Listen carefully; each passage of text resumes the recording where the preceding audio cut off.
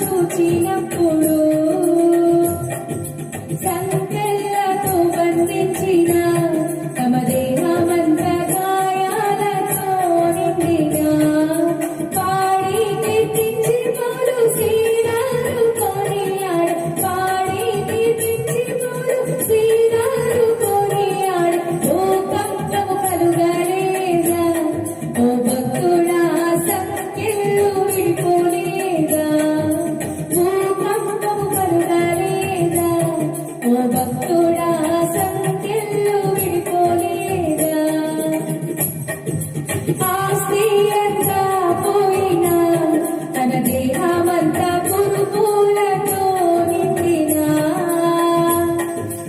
అన్నీ ఇచ్చిన తండ్రి అన్నీ తీసుకుపోయి అన్నీ ఇచ్చిన తండ్రి అన్నీ తీసుకుపోయి అని యోగు పలుకలేదా ఓ భక్తుడా రెండింతలు పొందలేదా అని యోగు పలుకలేదా ఓ భక్తుడా రెండింతలు పొందలేదా భయము చెందకు భక్తుడా ఈ మాయలోక ఛాయలు చూచినప్పుడు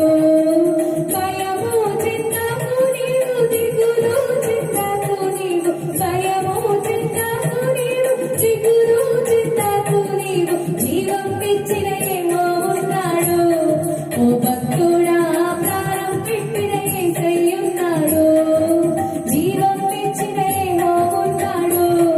ఓ భక్తుడా ప్రాణం పెట్టిన యేసయ్యున్నాడు